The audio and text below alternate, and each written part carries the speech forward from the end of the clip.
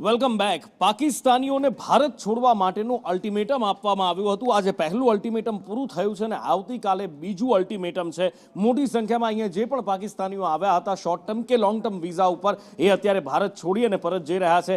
વાઘા અટારી border ઉપર અત્યારે લાંબી લાઈનો લાગેલી છે કે જ્યાંથી લોકો પાકિસ્તાન પાછા જઈ રહ્યા છે. 537 લોકો અત્યાર સુધીમાં પાકિસ્તાન પરત ફર્યા છે અને 3 દિવસમાં 850 નાગરિકોએ ભારત છોડ્યું છે. પાકિસ્તાનથી ભારત પરત આવ્યા છે, માફ કરશો, અને 500થી વધારે લોકોએ અત્યારે સુધીમાં ભારત છોડી દીધું છે. આ છેલ્લું અલ્ટિમેટમ આવતીકાલનું છે ને જો આવતીકાલના અલ્ટિમેટમ બાદ પણ કોઈ પાકિસ્તાની ભારતમાંથી પકડાશે તો એની સામે કડક કાર્યવાહી કરવામાં આવશે. 12-15 दिन हुआ होगा। तो वापस क्यों जा रहे हो? वापस तो भेज रहे हैं वापस। क्यों ये जो हुआ है श्रीनगर में हालात गलत हुए, क्या हुआ? ये गलत तो होता ही है, गलत है।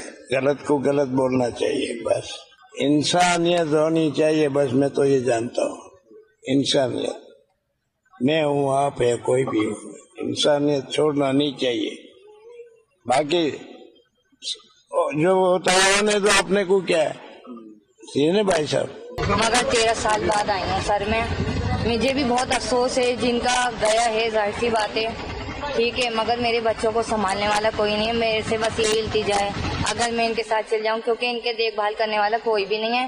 मेरा शौहर जो है वो पेशेंट है, ठीक है, गुर्दों का, उनकी खुद तबीयत खराब रहती है। जो हालात हुए जो मारे गए, क्या कहना चाहिए? हमें भी बहुत अफसोस है, गलत हुआ, अच्छा नहीं हुआ उनके साथ में।